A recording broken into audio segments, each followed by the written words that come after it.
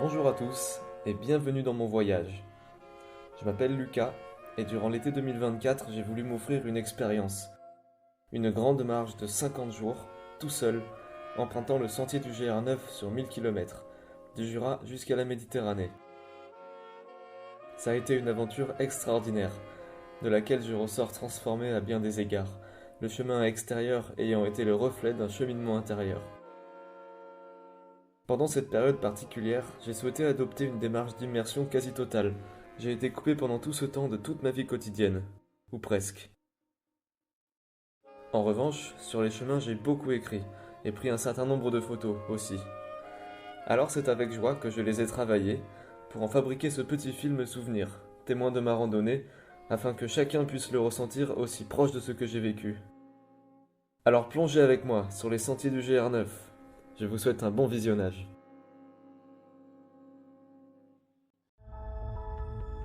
Épisode 1, jour 1 à 10.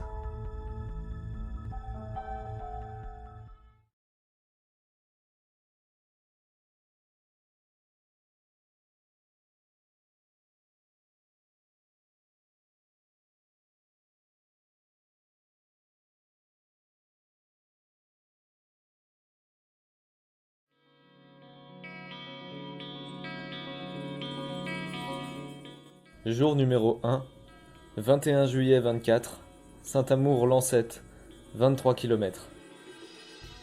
C'est le grand jour, le jour du grand départ, le GR9 m'attend. Je mets du temps à partir de Moncey, dernier préparatif à effectuer, conjugué à un sentiment moins conscient d'appréhension à me lancer dans cette aventure. Il pleut ce matin-là. Je n'imaginais pas un départ sous la pluie, même si je suis paré pour tous les temps. Miraculeusement, la pluie se calme quand nous partons, cesse quand nous arrivons à Saint-Amour, puis laissera place à un temps idéal pour marcher. Soleil et nuages en alternance, pas trop chaud, même pas besoin du chapeau, le timing est parfait. Enfin, William et moi finissons par prendre la voiture pour arriver à Saint-Amour vers 11 h.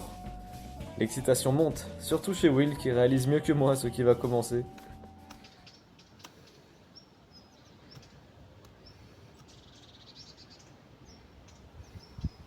On aime le soleil, Ah bah super. il est là au bon moment. Voilà, on est à la gare de Saint-Amour, 21 juillet 2024. Et c'est le moment du grand départ. Bande zéro. Il est prêt. Ouais, ça y est. T'as un mot à dire pour le début que tu peux te dire un mot à toi-même, même pour la fin.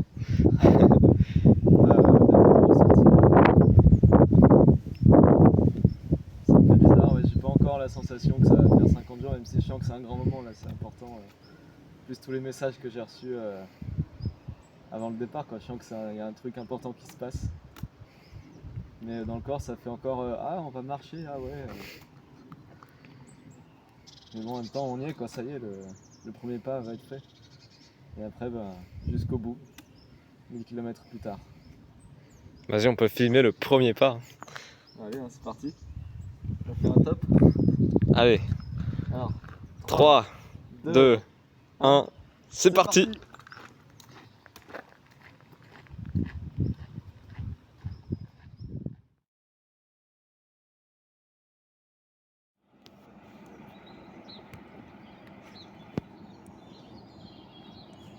Bon, après quelques mètres, une pause s'impose. Ouais, c'était déjà un bel effort là, on a fait 60 mètres, William m'a accompagné déjà. Merci à lui parce que c'était un tronçon vraiment pas facile. Ouais. Donc là sur le goudron là, dur pour la semaine. Donc une petite pause et puis après on repart, après une demi-heure de tranquille. Il parcourt les premiers pas avec moi. Nous trouvons par terre une carte, le 7 de cœur. Signe exceptionnel doublé d'une synchronicité, Thierry m'avait raconté des anecdotes avec le roi de cœur lors de notre dernière entrevue la veille du départ. Nous n'en revenons pas. Je le garderai avec moi, telle une relique, une signature de la vie qui est présente en ma faveur. Will m'accompagne quelques centaines de mètres. À la sortie du village, très joli avec du caractère, nous passons sous un pont hébergeant la nationale. Sans se concerter, nous sentons tous les deux que c'est ici que je continuerai seul. À un bon rythme, je m'enfonce alors dans la forêt jurassienne. Mes pensées, que je formule à voix haute pour beaucoup d'entre elles, entament elles aussi leur voyage. L'une d'entre elles me parle de l'instant présent, fascinée par le fait que c'est l'unique point où tout se produit. Une grande partie des informations se perdent par la suite, oubliées de tous les êtres. Un ami me disait que lorsque l'on marche seul en nature, nous faisons face à nos propres démons. J'en ai expérimenté un, lors d'un moment glorieux, la grosse commission en forêt. En remettant mon sac sur le dos, je suis surpris par un frelon curieux, ou un taon, vu le son c'était l'un ou l'autre. Il se manifeste plusieurs fois de suite, ce qui m'a fait fuir de 30 mètres, laissant mon sac et faisant tomber mes lunettes de soleil dans les fourrés.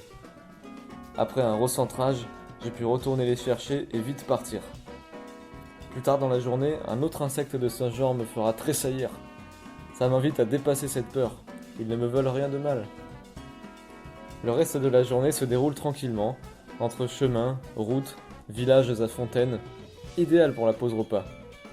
Je ne croise quasiment personne. Peu à peu, je rentre corps et âme dans la rando, monte progressivement une joie à l'idée de vivre ces 50 jours, mêlés de gratitude pour moi, d'avoir osé préparer tout cela et franchir le pas, y aller. J'arrive à Lens, à 1 km de Lancette. Une fontaine m'offre l'occasion de tester le filtre à eau que l'on m'a offert quelques jours auparavant, sorte de pipette filtrante. Je suis accosté par Jean-Pierre, se rendant au recyclage, intrigué par ma posture quelque peu étonnante. Nous discutons un peu.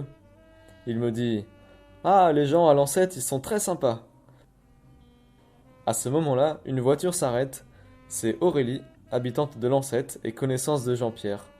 En discutant, elle me propose de remplir mes bouteilles chez elle demain matin. Ce sera chose faite. Elle m'indique également le lieu pour m'attendre ce soir, dans le hameau. Le dernier kilomètre est une formalité. Je plante donc ma tente comme prévu sur un endroit idéal. Je prendrai le temps d'obtenir l'accord du propriétaire pour y passer la nuit. J'y trouverai d'ailleurs le stylo avec lequel j'écris ces lignes, identique à celui que j'ai dans mes affaires. Fallait le faire. Avant de me coucher, je sens la satisfaction d'avoir déjà effectué une étape. 1/50e du GR9.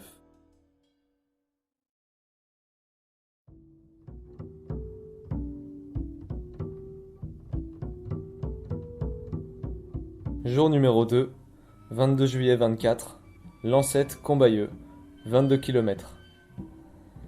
Je me réveille ce matin après une bonne nuit au sommeil bien lourd. J'appréhendais les aboiements de chiens qui ont dialogué hier soir, ainsi que le chant des coqs juste en contrebas, mais ni l'un ni l'autre n'eurent raison de mon repos. En revanche, je constate la météo qui a viré à un ciel gris très bas. Quelques gouttes commencent à se faire entendre contre la tente. Je crains alors de vivre ma hantise, devoir replier et remballer sous la pluie. Je me hâte. Heureusement, la pluie restera timide. Je marche quelques mètres jusqu'à l'adresse indiquée par Aurélie, mais elle n'est pas encore levée. Une table et un banc m'attendent devant la porte, m'invitant à me poser pour écrire quelques lignes. 1 heure plus tard, Aurélie m'ouvre. Nous discutons en buvant une tisane. Il s'avère qu'elle est musicienne, de passion, spécialisée dans les musiques orientales. J'ai droit à une démonstration de son instrument, un kanoun, œuvre d'art rien que de par sa facturation.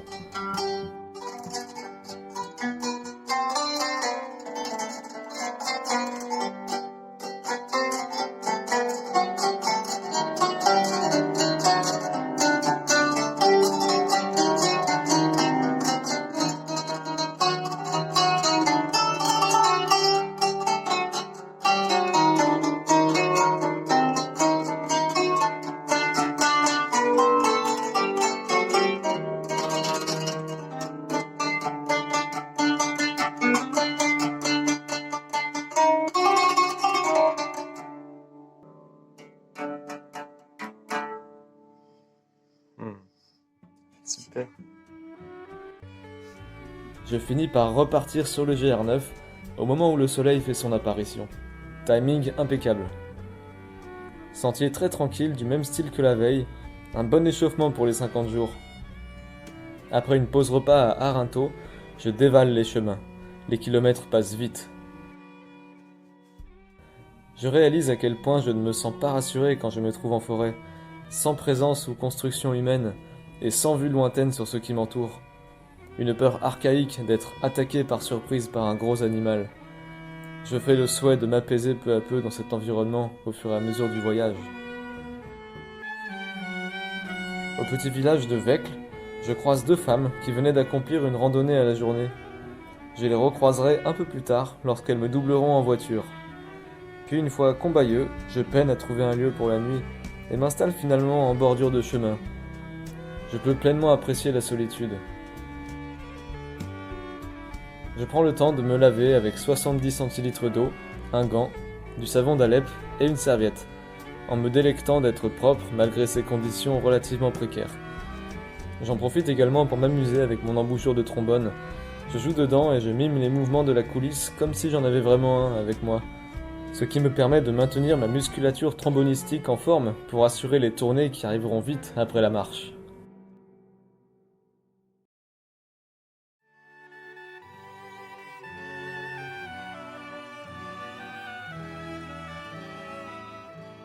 Jour numéro 3, 23 juillet 24, Combayeux-Lac d'Antre, 22 km. Ce matin, j'ai cru avoir entendu un gros animal s'approcher de la tente. Des pas lourds qui se sont arrêtés tout proches. J'attends 10, 20, 30 minutes. Silence total. Je regarde, il n'y a rien. Peut-être ai-je rêvé? Je me lève et replie. 45 minutes de bonheur pour la dizaine de moustiques qui m'avaient la veille offert une symphonie, cherchant désespérément une ouverture dans la tente. Chemin tranquille, où allez-vous, allez-vous? Au creux des champs, loin de la ville, où allez-vous, allez-vous? Les premiers kilomètres se déroulent sous un drôle de paysage. La forêt a dû brûler il y a 1 ou 2 ans, laissant plein de troncs morts et noircis sur un lit de ronces et de hautes herbes. Où allez-vous, chemin de terre? Où allez-vous, allez-vous? Entre les arbres et la fougère, où allez-vous, allez-vous? Un éboulis de roches calcaires coupe la route. Je le contourne. Je perds la trace du GR9. Je continue quand même, la route menant forcément dans la vallée où le GR9 trace. Je le retrouve et prends conscience de mon détour qui me rajoute plus de 2 km. Passé le célèbre barrage de Vouglan, je croise pour la première fois un randonneur aussi chargé que moi. Il était parti de Genève le 20 juillet et s'en allait jusqu'à Saint-Amour. J'ai mis du temps avant de trouver un endroit adéquat pour faire la pause, au soulagement de mon pied droit qui avait bien besoin d'un temps de repos. Mes pieds sentent que je les sollicite beaucoup plus que d'habitude. D'autant qu'aujourd'hui je rentre vraiment dans l'inconnu avec ce 3e jour de marche consécutif. L'endroit est sympathique, de l'herbe courte et entretenue, des chaises empilées au loin. J'en prends une pour plus de confort pendant le repas, sous un ciel totalement bleu qui m'aura suivi toute la journée. J'arrive ensuite à Moirans en montagne, pays du jouet avec son célèbre musée. C'est aussi le siège du fabricant de jouets Smoby. En passant justement devant leurs locaux, s'offre à moi un véritable balai de tondeuses à gazon. Une équipe d'entretien s'occupait du terrain, avec pas moins de 8 tondeuses en simultané. J'éclate de rire devant ce comique événement, je n'avais encore jamais vu ça. Après quelques courses, je me mets en quête d'eau. Je suis guidé par différentes personnes jusqu'à Monsieur Gros-Perrin, qui me propose de les remplir chez lui. En sortant de Moirans, je tombe sur le spectacle effrayant de la coupe mécanisée des sapins. Une énorme machine, au bout d'un bras de pelleteuse, qui saisit les troncs comme de vulgaires brindilles, et qui en 1 minute les réduit en tronçons, posés en piles, en enlevant toutes les branches au passage. Je reste ébahi à l'idée qu'après des dizaines d'années de pousse, tout peut s'arrêter brutalement, en 1 minute. J'y penserai plus souvent dorénavant en utilisant des objets en bois, la table sur laquelle je suis en train d'écrire par exemple. Ça grimpe pour aller au lac d'Antre, jusqu'à un panneau invitant à prendre une déviation du GR due à un éboulement sur le sentier. L'indication date de 2020 et je compte beaucoup sur cette étape au lac pour me laver et laver mon linge. Je décide de passer outre et de continuer sur le tracé initial. Pas d'éboulement, mais une forêt sombre avec un chemin non entretenu. Mes angoisses se remontrent. Je continue, avec tout de même une satisfaction d'avoir vu 2 tiques sur mes jambes avant qu'elles n'aient pu planter leurs crochets. Le Jura, pays de l'Attique, m'avait-on dit.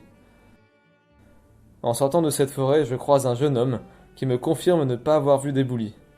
Je parcours les 2 longs derniers kilomètres jusqu'au lac d'Antre, magnifique écrin de nature conservé, lieu privilégié car peu connu des touristes et sans camping alentour. Je ne suis néanmoins pas seul, je discute un moment avec Cathy et Olivier, couple de Mayenne découvrant la vie en van. J'approche de la rive un peu plus loin, et à l'abri des regards je me délecte d'une baignade, nue au milieu de cette nature, moment de grâce. Je prends le temps de me laver intégralement, ça fait du bien. Je me lave aussi les cheveux, en me mettant plus loin pour ne pas verser de savon dans le lac. Même si mon savon est entièrement naturel, ça reste un élément qui n'existe normalement pas dans cet écosystème. Il est donc nécessaire de se mettre plus loin pour éviter d'en répandre dans l'eau. Première expérience de lessive en rando également. Un peu fastidieuse, je ne suis pas sûr d'avoir enlevé tout le savon. Ma technique sera vouée à évoluer suite aux idées de Fabrice et Patricia, un couple de Montpellier en camping-car. Nous nous entendons très bien, ils m'invitent à partager le repas avec eux. Manger chaud est une vraie joie. Je me couche le corps et l'esprit bien nourris.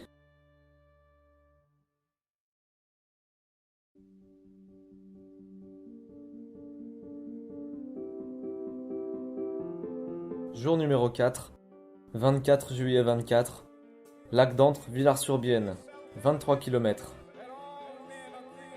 Aujourd'hui, je suis debout très tôt, bien content d'avoir réussi à programmer mon esprit à me réveiller tôt. Mon téléphone a chargé toute la nuit dans le camping-car de Patricia et Fabrice. Je voulais me lever aux aurores pour étendre mon linge, afin qu'il soit sec au moment de partir. Ce fut le cas vers 10h. Je pars du lac après des au revoir avec mes amis de la veille. Je suis toujours sur la portion interdite, et j'en comprends la cause sur la route. Un énorme bloc de pierre s'était détaché de la falaise au-dessus, pour dévaler la montagne, puis s'écraser sur le goudron. Impressionnant, mais ça ne m'empêchera pas de passer et de continuer. Je croise ensuite un bûcheron qui m'explique son labeur de ce jour. Une fois les troncs coupés et empilés, il faut les sectionner en tronçons plus petits, alors ils seront reçus dans les scieries. Intéressant de voir en 2 séquences le processus de transformation du bois avant son usinage. J'arrive en contrebas à Coteau-du-Lison. Je reçois un appel téléphonique important auquel je dois répondre. Je m'arrête où je peux. Pendant l'appel, une dame me fait signe et me demande spontanément si j'ai besoin de quelque chose, remplir de l'eau, etc. Elle m'indique le portillon à côté pour la rejoindre à la fin de mon appel. J'entre dans la cour, j'entends par la fenêtre ouverte que ça swing dans la cuisine. Un bel air de jazz. Elle me reçoit, nous discutons un moment, puis je repars avec de l'eau et de la nourriture supplémentaire. Merci beaucoup. Je continue et trouve une belle aire de pique-nique pour ma pause, face à un lac artificiel. Des canards sont là, d'autres passants aussi. Les kilomètres suivants, j'active le turbo. Il y a quelque chose de grisant pour moi à aller vite sur le sentier. Cela me donne l'impression de voler. J'ai d'ailleurs trouvé 2 jolies plumes coup sur coup sur le chemin. J'ai décidé d'en orner mes bâtons de marche. On va voir combien de temps ça tient. Je m'arrête devant un belvédère. J'aperçois le crêt de la Neige, plus haut sommet du Jura, par lequel je passerai 3 jours plus tard. Je ressens un émerveillement de me dire « Waouh, je serai bientôt là-bas, toujours en train de marcher, c'est quand même fou !» Je repense de fait à Christophe qui me parlait de ce sentiment lors de sa grande traversée des Pyrénées. La partie suivante qui clôt la journée est en quasi ligne droite. Beaucoup de déchets sur cette portion. Je me suis donné comme engagement au départ de ramasser le maximum de déchets jonchant le chemin du GR9, sauf lorsque c'est trop volumineux, coupant ou trop dégoûtant, et hors zones urbaines, ni en bord de route, ni quand il pleut. Malgré cela, j'hallucine sur la quantité que je ramasse tous les jours. Si tous les randonneurs faisaient comme moi, les chemins seraient impeccables. Mais cela ne réglerait pas le problème. Il faudrait que tout le monde soit sensibilisé à cette cause et fasse attention à ces déchets, pour limiter cette pollution trop présente. Avec tout ça, j'arrive à Villars-sur-Bienne, village très pentu. Fort heureusement, j'y trouve le lavoir, pile sur le trajet, avec une zone suffisamment plate pour planter la tente. Mes pieds très chauds bénéficient d'un bain gelé. Un peu d'hormèse, ça fait du bien. Je ne perds pas cette belle occasion, je fais une lessive de mes habits du jour. Il y a même des structures qui me permettent d'étendre le linge. Et puis je me lave tout le corps. Je ne pensais pas conserver une si bonne hygiène après 4 jours de marche. Pour le moment, c'est idéal. Une habitante me confirme qu'on peut boire cette eau qui coule, la cerise sur le gâteau. Je m'endors sous un grand arbre et un ciel étoilé.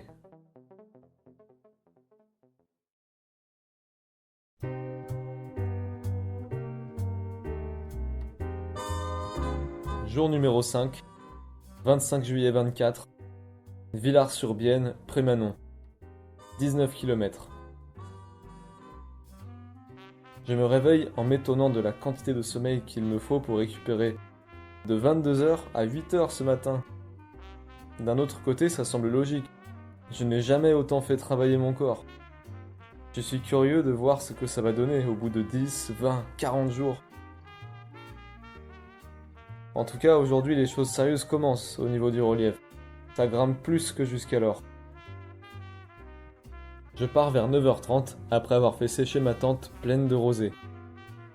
Je passe par le point du GR9 le plus au nord. Je prends quelques minutes pour le ressentir pleinement. En effet, ça grimpe pour rejoindre un versant de la vallée en partant de l'autre. Mais ce sont les premiers kilomètres, je les enquille sans difficulté. J'arrive à Longchaumois et tombe directement sur la fromagerie. Je me fais plaisir en prenant un assortiment de différents fromages locaux. Je complète cela avec du pain 2 rues plus loin, puis avance 4 km de plus avant ma pause repas. En chemin, je fais cadeau à une famille d'un tournevis trouvé par terre. C'est mieux que de le jeter à la poubelle. Aujourd'hui, à plusieurs reprises, j'observe le silence de la forêt. Celui des forêts matures, clairsemées, et dont le sol est fait d'un beau tapis orangé, composé des feuilles tombées l'automne dernier. Ici, pas de vent, pas d'oiseaux, très peu d'insectes. Si les arbres avaient des oreilles, ils entendraient le moindre de mes mouvements. En sortant de ma pause, je suis pris d'un énervement. Le balisage manque de clarté. Je me retrouve hors sentier, entre les bois et un pré, dans l'espoir d'intercepter le chemin. Ça n'arrivera pas. Je retourne en jurant à l'embranchement énigmatique. Je croise alors 2 randonneurs venant justement du chemin que je cherchais. Je n'avais pas vu que celui-ci tournait autant. Je reprends en remerciant la vie de m'avoir fait croiser ces 2 personnes pile à ce moment-là, m'apportant la résolution au bon moment. J'ai croisé plus de randonneurs que les jours d'avant. Ces courts instants de vie sociale ont toute leur saveur au regard des heures passées seul à marcher. Je remarque que je m'ouvre plus facilement que d'habitude, cherchant le contact et les brèches permettant d'aller au-delà d'un simple bonjour. J'entre dans le village de Prémanon très tôt, à peine 16h. Le relief plus élevé n'a pas eu raison de moi, pas encore. J'ai passé l'après-midi avec la motivation de mon premier vrai repas de restaurant, après 9 pique-niques, excepté le repas semi-chaud au lac d'Antre avec les amis. En effet, sur des conseils qu'on m'a donnés en amont, j'ai cherché à pouvoir manger chaud un maximum de soir, parce que moralement ça fait la différence. En planifiant mes journées, j'ai pu noter des restaurants sur 25 jours. 1 sur 2, ça reste très bien. La majorité se situant en deuxième moitié du périple, c'est certainement là que ce sera bénéfique. Malheureusement, le serveur, Max, m'indique qu'ils servent uniquement le midi. Le reste du temps, c'est un café. Pour me consoler, je prends quelques pâtisseries. Nous accrochons bien en discutant, et il m'invite à aller à son camion ce soir, 50 mètres plus haut, et de manger chaud avec lui et sa compagne Lisa. Ça tombe à pic. J'ai avant cela posé ma tente juste en face du restaurant. Ayant croisé par chance le propriétaire de cette jolie pelouse, j'ai obtenu son autorisation d'y passer la nuit. Je passe aussi à la boutique de chocolat à côté, pour repartir avec une succulente pâte à tartiner, croustillante, et un bel échange de plus avec la vendeuse. L'instant d'après, mes yeux se posent par terre sur une carte du jeu 1000 bornes. Tiens, c'est exactement ce que je suis en train de parcourir. C'est celle avec un papillon, et je note également la présence du 7. C'est la carte de la borne 75, seule carte du jeu à posséder un 7. Une deuxième fois, en 5 jours, je trouve par terre une carte de jeu, esselée. avec dessus un 7 et d'autres symboles qui me parlent. L'univers est bien présent et me le fait savoir. Je rejoins Max et Lisa vers 20h. Ils m'offrent le repas. Rillettes de truite, puis spaghettis avec un pesto artisanal d'Italie. Un vrai délice. Moment très agréable, nous finirons par observer silencieusement les renards à l'orée de la forêt. Aucun ne s'est avancé sur le parking, mais nous les avons bien entendus. Nous échangerons nos contacts, et ils viendront me voir quand je serai retourné dans le Jura et le Doubs en novembre. Il fait déjà nuit noire quand je redescends à ma tente.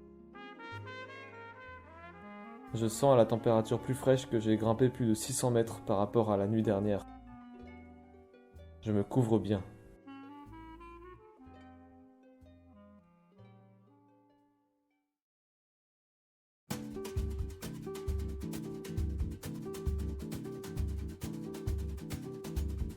Jour numéro 6, 26 juillet 24, Prémanon, Mijou, 23 km. Ce jour-là, avant de partir, je repasse par la meilleure chocolaterie du coin pour reprendre une friandise que je mangerai quelques kilomètres plus loin, avant ce qui allait s'avérer être le premier vrai gros morceau de cette grande marche. Une montée bien raide de 400 mètres de dénivelé sur chemin de gravier. Je l'ai bien senti passer, mais ça valait le coup. En récompense, j'ai droit à un splendide belvédère sur la Suisse. La Suisse! Je me le répète plusieurs fois pour être sûr. Il faut dire que jusque-là, je ne connaissais pas les villages que je traversais, à part Saint-Amour. Et là, me retrouver aux portes de la Suisse me fait prendre conscience pour la première fois de la distance parcourue. Ça fait déjà un sacré bout de chemin. Cela me procure une certaine émotion. J'ai même des vues lointaines sur le lac Léman, et je devine à peine les contours de très hautes montagnes suisses encore derrière. Les Diablettes, à 3250 mètres. Ce passage est d'autant plus particulier, puisqu'après plus de 5 jours à marcher plein est, je prends un virage important, qui porte mon cap sur le sud.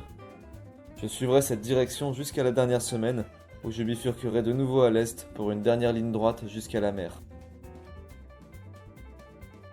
Je croise du monde sur le sentier. Beaucoup de gens qui arpentent le chemin des 400 km de la grande traversée du Jura, aussi appelée GTJ. Nous suivrons une portion commune jusqu'à Culose, que je verrai dans 5 jours. Étonnamment, je croise aussi des gens qui vont dans le même sens que moi. Je crois que je me suis mis sur un rythme plutôt rapide. Mon mental s'exprime plus que les autres jours. Beaucoup de pensées me viennent en tête, me font partir loin. Mon corps assure en pilote automatique pendant ce temps. Je reviens consciemment dans l'instant présent au bout d'un moment. Je préfère vivre pleinement la marche.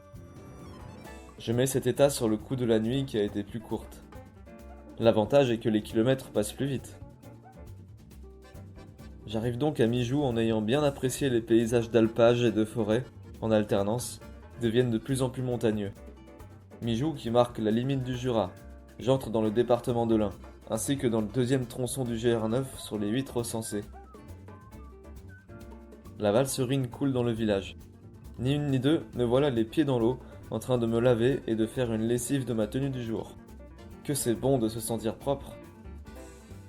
Je me pose une heure pour faire sécher le linge, puis me dirige vers mon premier vrai restaurant de la randonnée. Cette fois, c'est la bonne. Je déguste allègrement une excellente pizza. Quand j'y pense, ça me fait drôle de me dire que je ne consomme presque rien pendant cette période. Un peu d'électricité pour recharger le téléphone ou la lampe frontale occasionnellement, 2-3 litres d'eau par jour, puis de la nourriture pour 2 repas par jour. Je ne crois pas avoir déjà expérimenté une période de vie avec autant de sobriété, surtout pendant si longtemps. Je m'en vais ensuite poser ma tente à côté du City Stade, sur un sol dur, parfaitement plat. Un peu de confort, je ne dis pas non. Je serai bercé au son de l'écoulement de la Valserine, à 2 mètres en contrebas. Je la retrouverai dans 2 jours à Bellegarde, lieu de sa confluence avec le Rhône. J'appréhende un peu l'étape de demain. Ce sera sans doute l'une des plus éprouvantes du GR9. 25 km, un dénivelé de 700 mètres pour atteindre le crêt de la neige, puis après une petite descente, 400 nouveaux mètres de montée. Aucun village traversé, même pas à l'arrivée. Ce qui va me demander une bonne gestion de mon eau. Je compte quand même trouver au moins une ou deux sources, fontaines ou rivières. Enfin, nous verrons demain, après une bonne nuit récupératrice.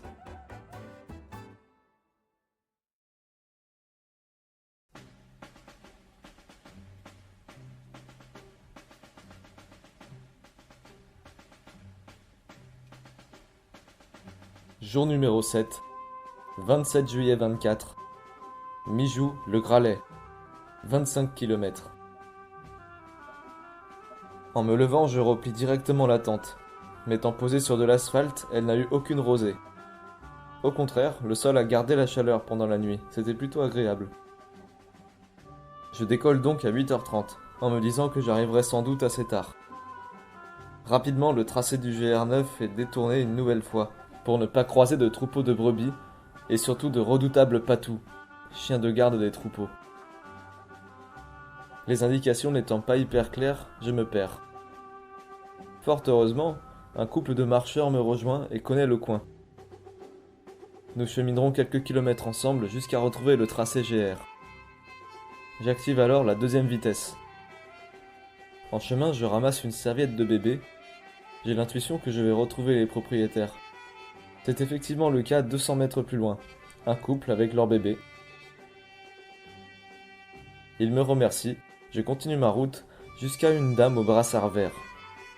Une employée de l'ONF, ou une autre institution comme ça, qui fait de la prévention sur les rencontres potentielles avec les patous. Plutôt instructif. J'en profite pour lui poser une question importante.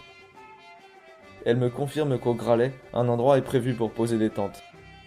Me voilà rassuré, parce que dans la réserve naturelle de la haute chaîne du Jura, où je chemine, le bivouac est interdit.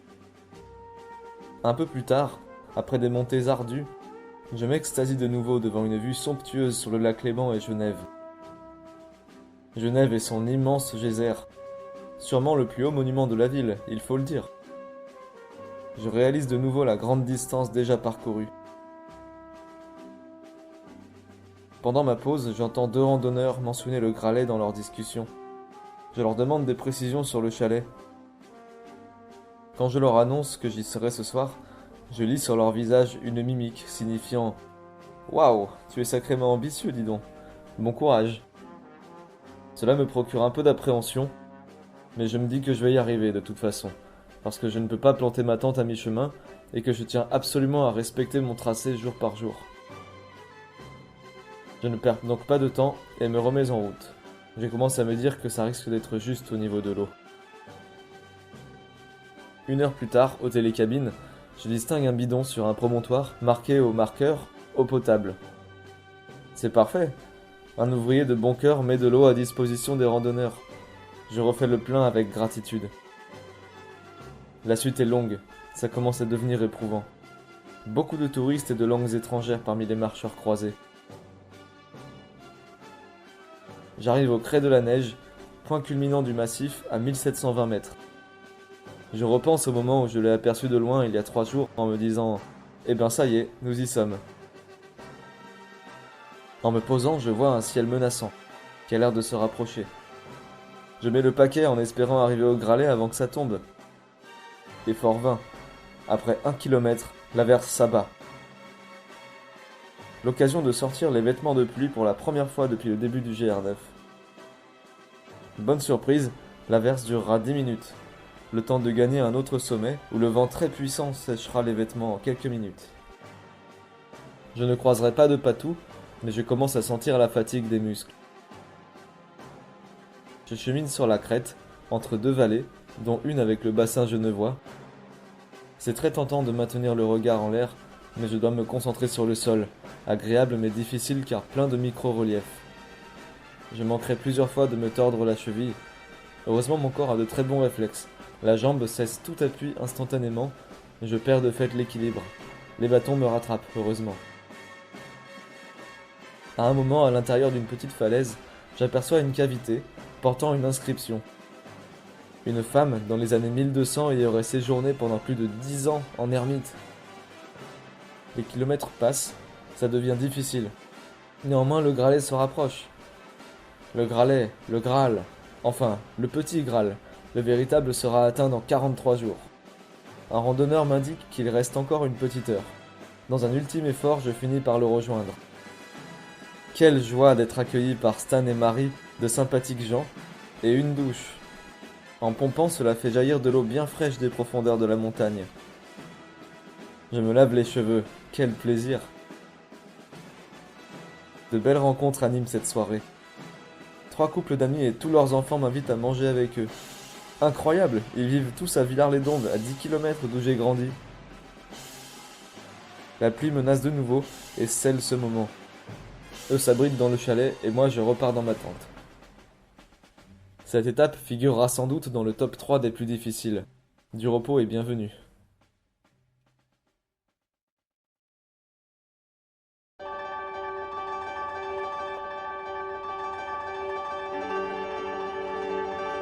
Jour numéro 8, 28 juillet 24, le Gralet Bellegarde, 26 km.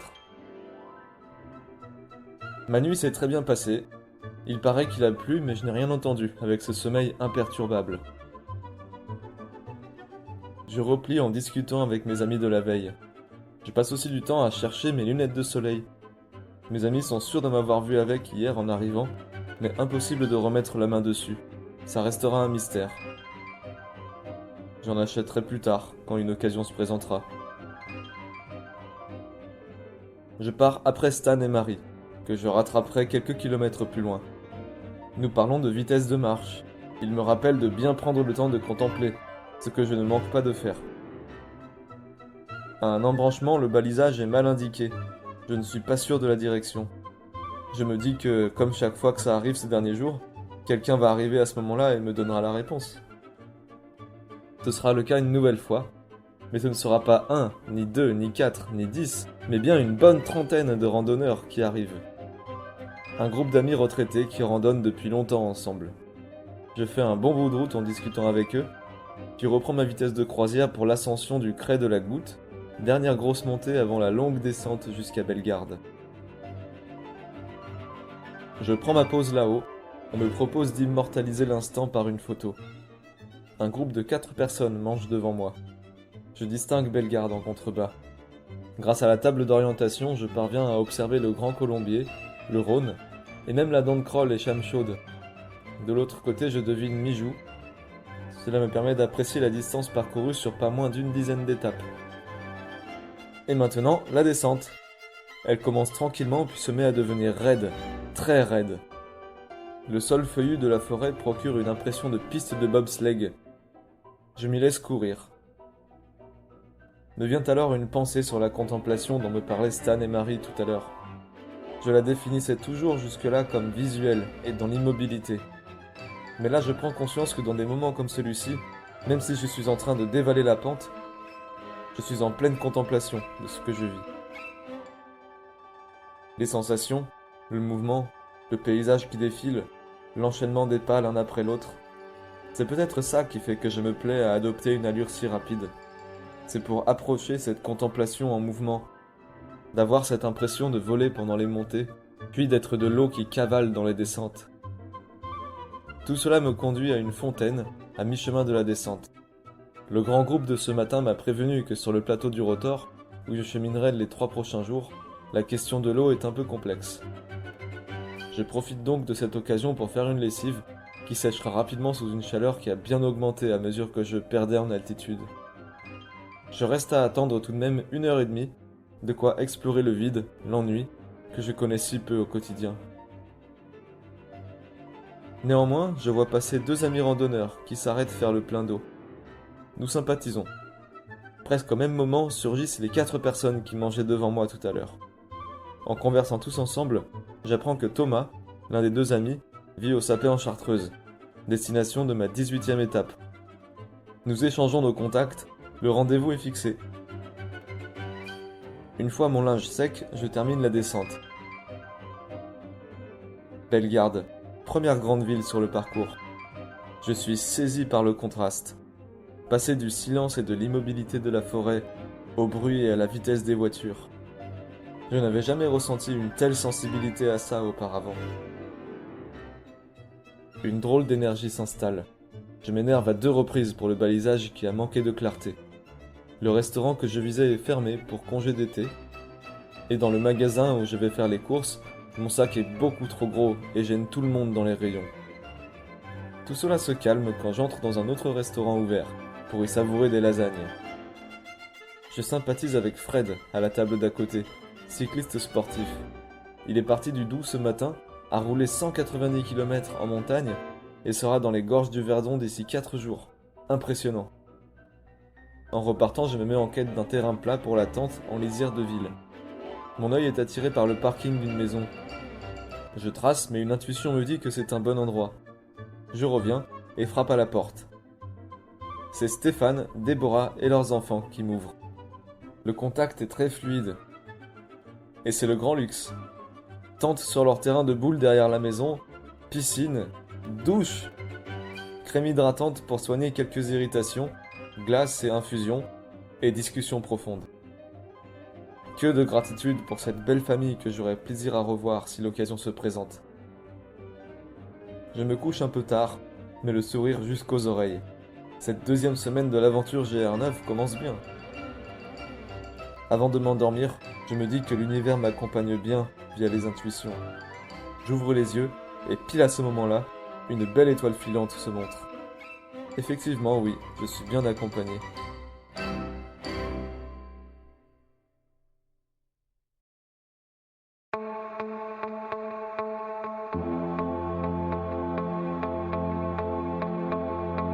Jour numéro 9, 29 juillet 24, Bellegarde, Grange-Nérishat, 23 km. La nuit n'a pas été des plus reposantes. En quasi-bordure de route et de voies ferrées, c'était prévisible. Mes bouchons m'ont quand même fait tenir jusqu'à 8 heures. C'est finalement la chaleur du soleil qui m'a fait me lever. Aujourd'hui, dernier jour costaud, avant 5-6 étapes beaucoup plus tranquilles. Mes amis hébergeurs sont déjà partis. Je me mets donc directement en marche avec un petit détour par une boulangerie, histoire d'avoir du pain dans les prochains pique-niques. Comme prévu, ça grimpe. 1000 mètres de dénivelé pour atteindre le plateau du Rotor. En fin de côte, un couple est posé sur une couverture. Ils apprécient les plumes sur mes bâtons que je trouve au fur et à mesure. Au même moment, je découvre le paysage. Les Alpes, sous un ciel sans nuages, avec un joli portrait du Mont Blanc. Genève a disparu de mon champ de vision.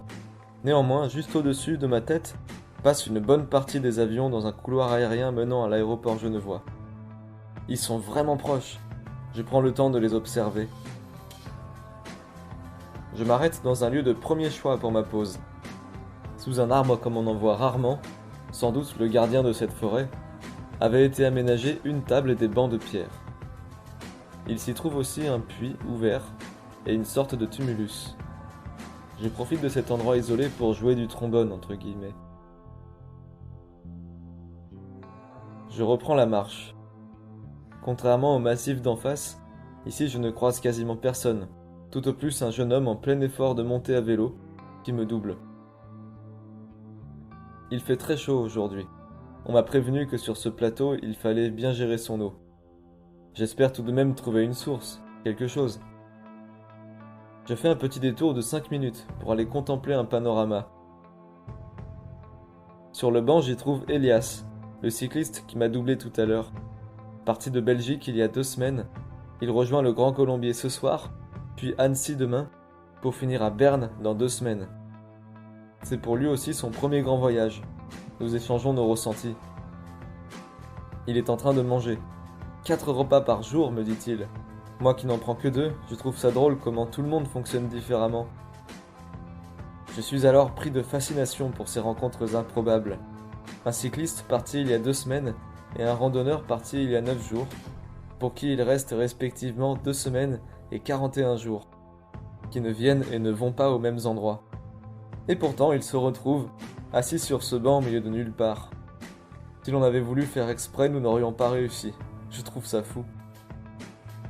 Et comble de joie, il me donne de l'eau, de sa propre gourde, un gros demi-litre.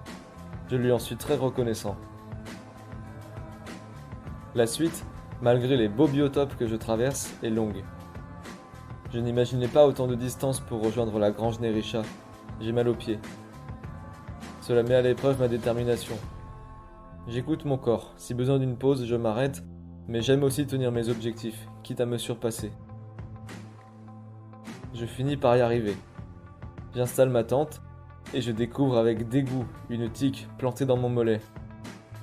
J'en avais déjà écarté une en cavale ce matin, mais celle-là je ne l'ai pas vue venir. Je m'inspecte tout de suite. Le bilan s'aggrave. Une deuxième plantée dans la cuisse de l'autre jambe.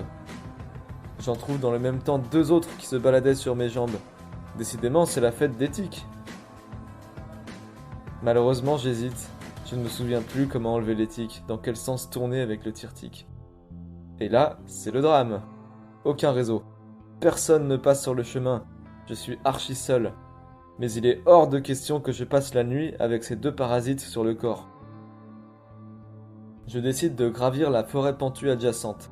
Un bon 50 mètres de dénivelé. Là-haut, je vois parfois une barre de réseau qui apparaît, puis qui s'en va. Je tente plusieurs fois en vain d'appeler quelqu'un de ma famille.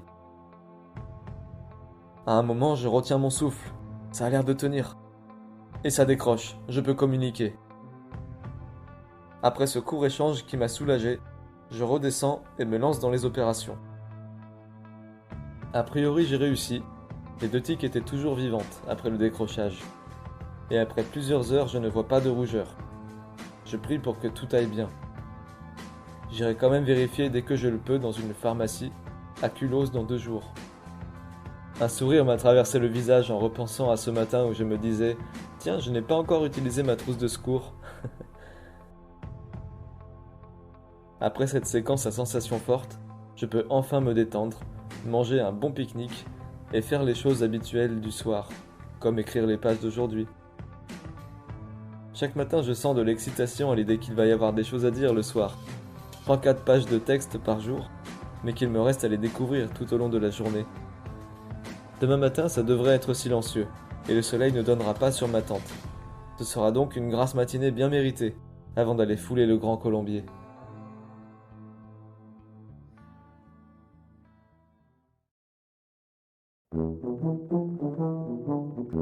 Jour numéro 10, 30 juillet 24, Grange Nérisha en prise, 16 km.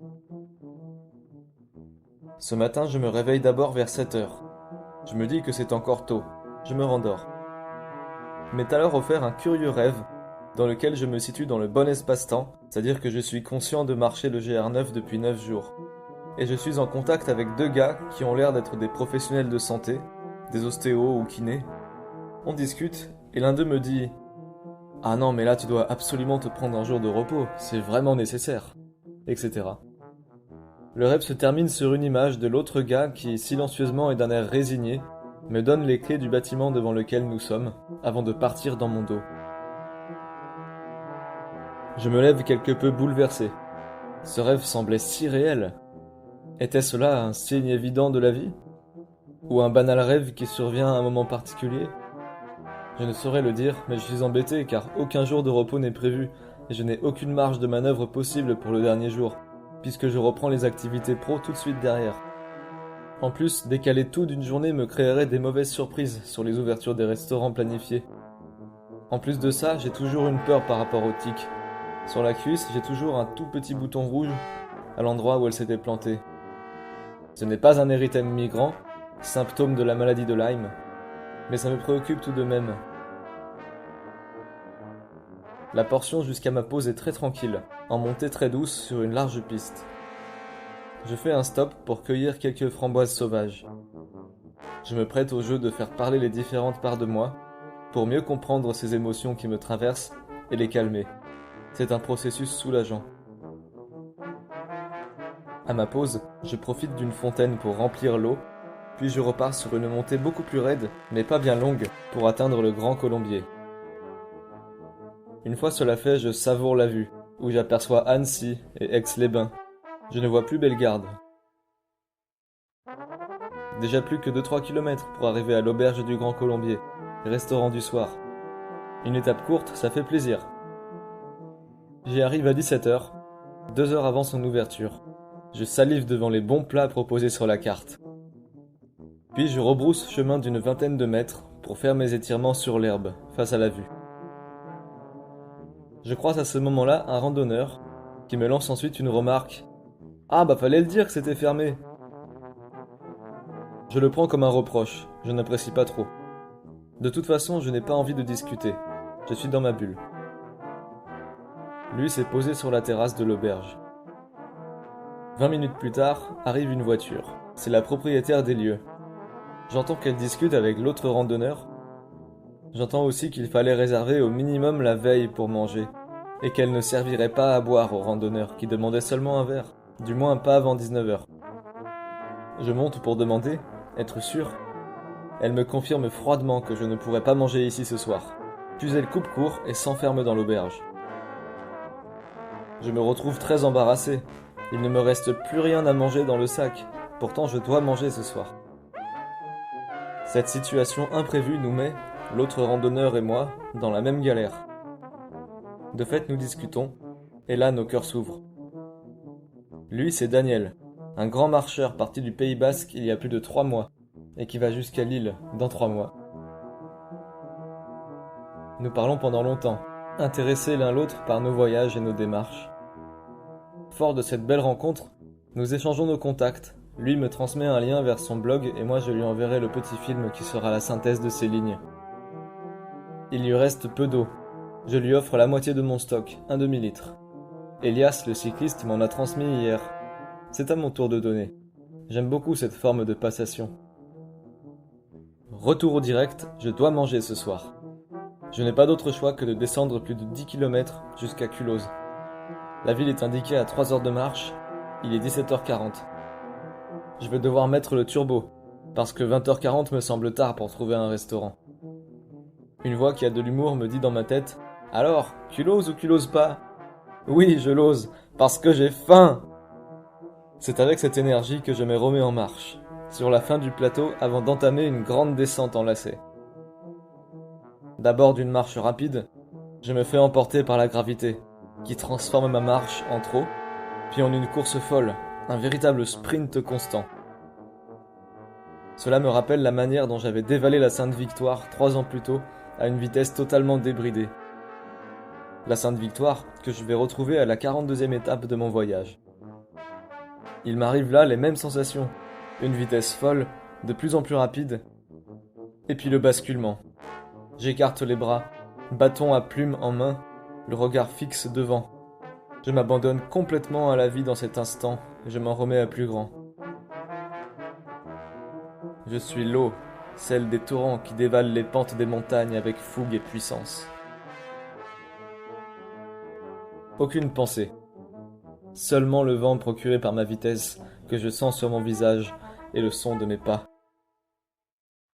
Le corps gère tout seul la course, il sait où poser les pieds, comment éviter les pierres, prendre appui. Je suis en totale confiance. Je double 2 cyclistes à un moment, arrêtés sur le côté pour réparation. Ils devaient se demander ce qu'il m'arrivait. Après plusieurs kilomètres dans cet état second, je me force à ralentir. Culose s'est bien rapproché, mais il reste encore un peu de distance, et je dois garder de l'énergie, ne pas tout donner maintenant. Je me verse la moitié de mon eau sur la tête pour rafraîchir mon corps brûlant, puis reprends la descente en marche rapide. Un peu plus bas, je m'arrête et me délecte de l'eau d'un ruisseau. J'en bois même quelques gorgées. Pour la fin de la descente, je ne résiste pas.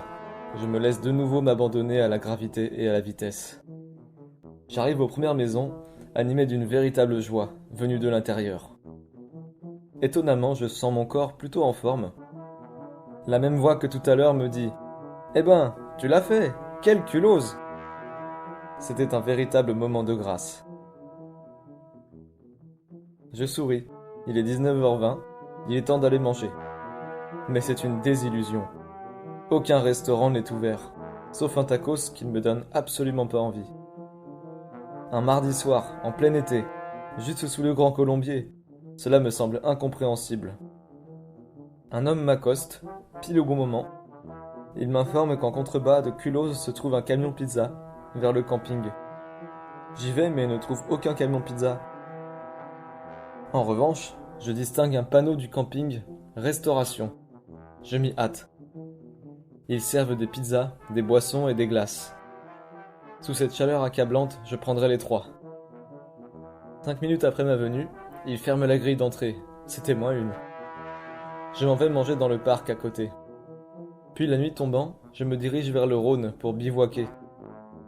En passant le pont, je suis stupéfait par son débit rapide. Il est très peu accessible, moi qui comptais me laver dedans. Heureusement, juste à côté du pont, là où je planterai la tente, un petit escalier y conduit. Je me lave en étant en grande lutte avec des moustiques. Cette lutte continuera pendant le montage de ma tente. Une fois allongé, je peux souffler. J'ai le ventre plein, je suis propre et à l'abri des moustiques. Avec ce GR9, j'en reviens aux besoins primaires. Ça fait du bien quelque part. À ce moment-là, je me rappelle mon rêve de la nuit passée. Décidément, la vie fait bien les choses. Cet imprévu là-haut, en plus de la rencontre avec Daniel, m'aura permis que demain soit un véritable jour de repos, ayant fait la quasi-totalité de la distance de l'étape prévue. J'ouvre les yeux. L'univers me répond à nouveau par une jolie étoile filante. Je peux dormir tranquille.